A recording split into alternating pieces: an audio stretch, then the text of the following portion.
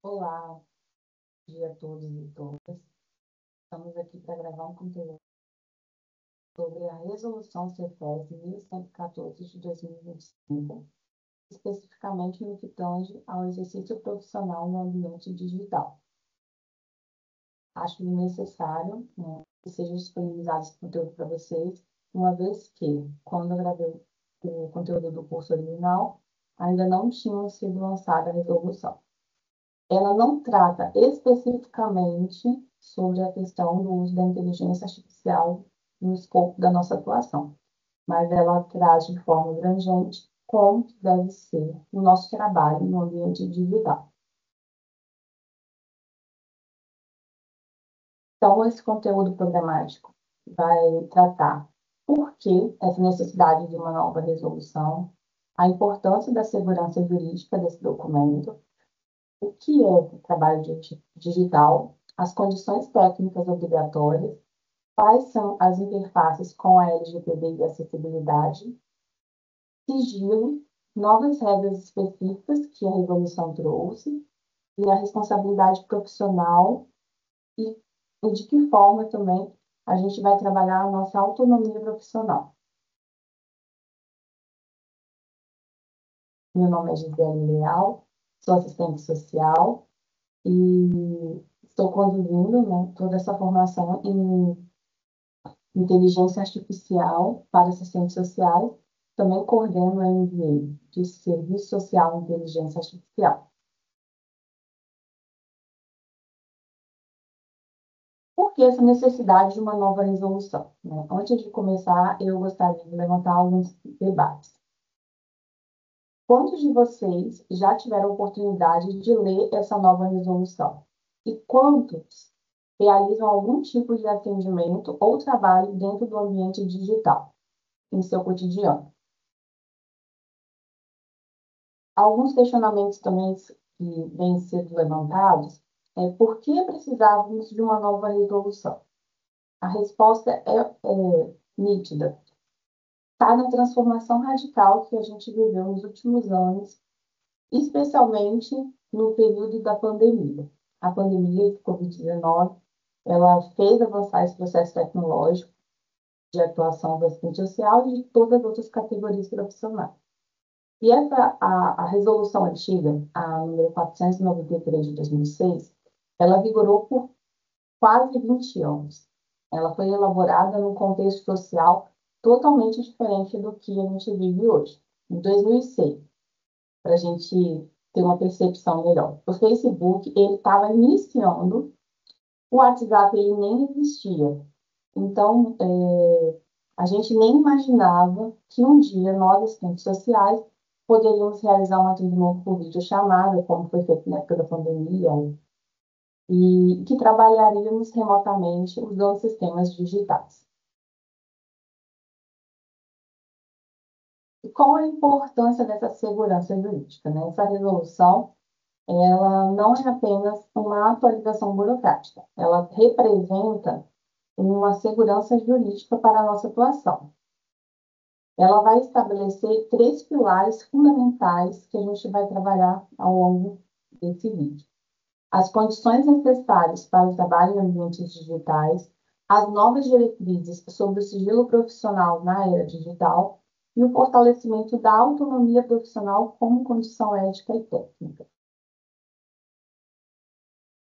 Primeiro, a gente tem que ter um entendimento básico do que é, de fato, o trabalho digital. Então, a gente vai entender que a resolução considera como trabalho em ambiente digital não apenas um atendimento por videochamada. É muito mais abrangente que isso. O trabalho em ambiente digital, ele inclui qualquer uso de tecnologia, plataformas de comunicação, sistemas informatizados para registro de informações, documentos e também, claro, atendimentos. Isso significa que quando você acessa um sistema de prontuário eletrônico, quando você envia um relatório por e-mail, quando a gente participa de reuniões online, tudo isso a gente está exercendo a nossa profissão em um ambiente digital. E aqui está a primeira grande inovação, dessa resolução. Ela reconhece que este trabalho, nesse ambiente digital, ele tem condições específicas que devem ser garantidas para o exercício de uma boa atuação profissional. E quais são essas condições técnicas obrigatórias? A resolução ela é bem categórica e ela especifica que é responsabilidade do empregador fornecer condições adequadas para o trabalho no ambiente digital. Então, vamos ver o que isso significa na nossa prática cotidiana. Não tem como trabalhar no ambiente digital se a gente não possui equipamentos de infraestrutura básica, né? O empregador, então, ele é responsável por fornecer computadores, dispositivos móveis corporativos, softwares e sistemas necessários para a execução do nosso trabalho nesse ambiente digital. Então, isso significa, na prática, que nós não somos obrigados a usar os nossos próprios equipamentos pessoais para o trabalho. Se a instituição ela demanda que a gente faça esse exercício profissional no meio digital, ela tem que fornecer as ferramentas básicas. Então, se eu preciso utilizar o WhatsApp para conversar com o meu usuário, ela tem que fornecer um celular com internet segura para que eu faça essa comunicação. Não é para que utilizemos os nossos próprios recursos, né? Nossos notebooks, computadores ou celulares para execução do serviço. Conexão segura. Não basta a instituição fornecer internet. A resolução, ela fala que essa conexão ela tem que ser adequada e principalmente segura. Isso inclui o quê? Redes protegidas, especialmente quando estamos lidando com dados sensíveis dos usuários. Quando utilizamos rede aberta de internet, corre-se o risco de um hacker invadir nosso sistema, nossa rede e roubar dados. Então, isso é muito importante. Ambiente adequado. O local de trabalho, ele seja presencial ou remoto, ele deve garantir a privacidade e o sigilo. Não é aceitável realizar atendimentos em locais onde outras pessoas possam ouvir ou interromper esse atendimento. E qual é a interface que essa resolução ela faz com a LGPD e a questão da acessibilidade? Essa resolução ela não existe no vazio. Ela está dialogando diretamente com outras legislações fundamentais. A Lei Geral de Proteção de Dados, que é a LGPD, né, quando trabalhamos com dados de usuários em ambiente digital, estamos todos sujeitos à LGPD. Então, a resolução, ela reconhece isso e estabelece que as condições de trabalho devem garantir a proteção desses dados. E também, ela conversa com a Lei Brasileira de Inclusão. Então, as plataformas e sistemas que utilizamos, eles devem ser acessíveis. E isso não é opcional. Se o usuário com deficiência não consegue acessar o sistema que a instituição usa, isso é um problema e isso deve ser resolvido. Temos que ter acessibilidade também, tanto para o profissional quanto para o usuário, dentro desse processo de trabalho no ambiente digital. Sigilo. Como que o sigilo é tratado? O sigilo profissional, ele sempre foi um pilar, né, fundamental do serviço social, porém a era digital, ela trouxe uma amplificação disso. A resolução anterior, ela não contemplava esse aspecto. E a nova resolução, ela inova ao estabelecer a proteção abrangente, tanto para o som, quanto a imagem e o texto em ambiente digital. Isso significa que o sigilo agora ele não se aplica apenas ao que falamos no atendimento presencial. Ele se estende a gravações de áudio e vídeo, mensagens de texto e e-mails, dados em prontuários eletrônicos, comunicações por aplicativos e qualquer forma de registro digital.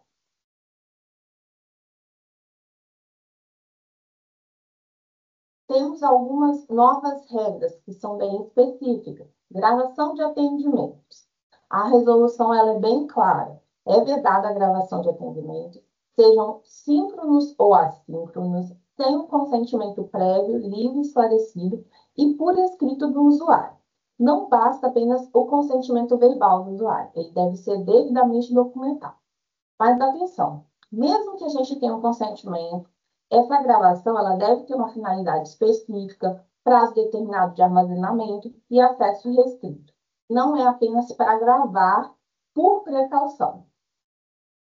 Câmeras no nosso local de trabalho. A instalação de câmeras de segurança nos espaços de atendimento é proibida.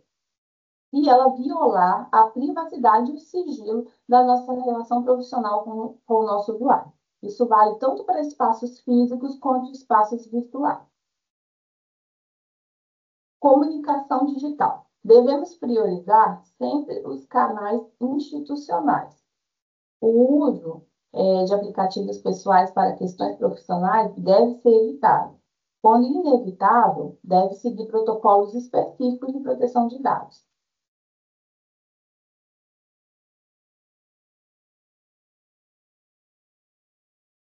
Responsabilidade profissional. É importante entender que a responsabilidade pelo sigilo, ela é nossa, independente da ferramenta que a gente esteja utilizando. Se a nossa instituição ela não está fornecendo um canal seguro de comunicação, a gente deve solicitar que ela se adeque. E se não temos essas condições adequadas para esse exercício profissional, devemos nos recusar a fazer esse tipo de atendimento em um ambiente que não seja adequado.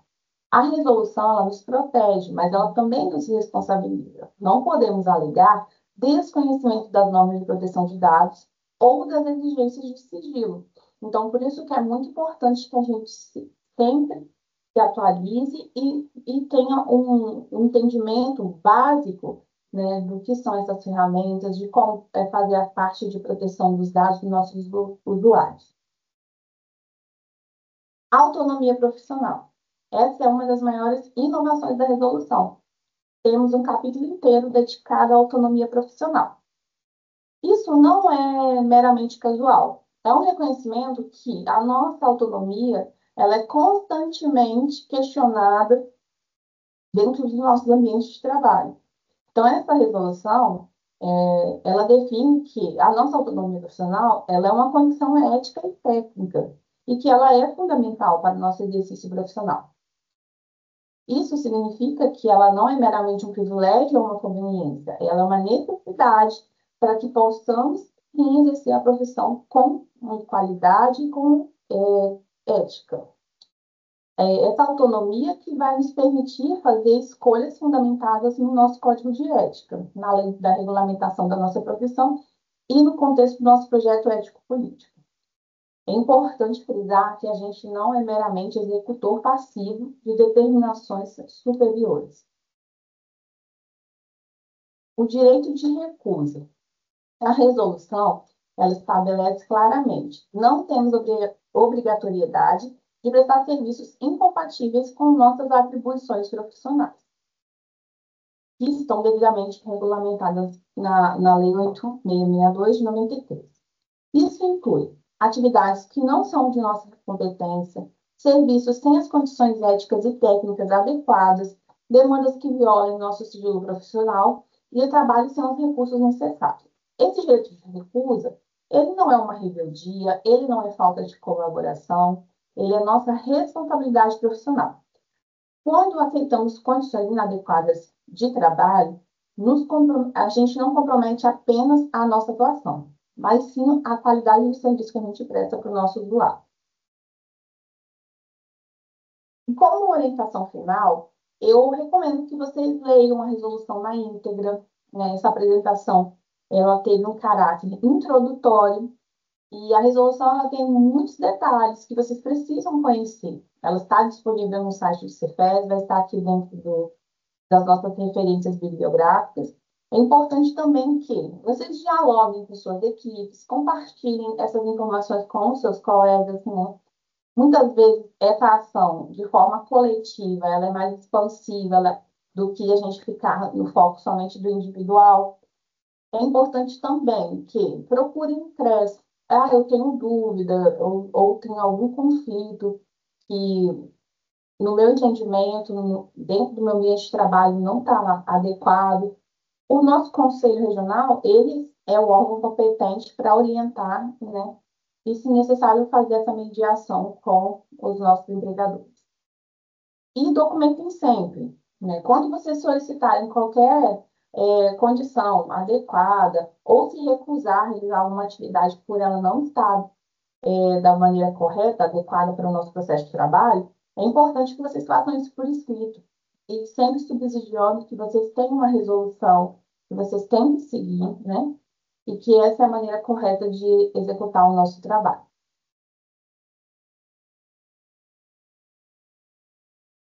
Aqui nas referências bibliográficas tem um link que vocês conseguem acessar para ter acesso à resolução na íntegra. Esse é um ponto importante, é um avanço em relação ao uso da tecnologia no âmbito do serviço social, mas ainda a gente tem muito que avançar nesse diálogo e nessas discussões. A resolução, como eu disse, em nenhum momento fez uma tratativa específica, né, ao uso da inteligência artificial e todas as ferramentas que ela tem. Acho que é um processo que a gente ainda tem que avançar nesse diálogo, mas já representa um grande avanço. Agradeço a todos, espero que vocês façam a leitura da resolução e, na dúvida, sempre procurem um conselho para mediar esse processo. Obrigada.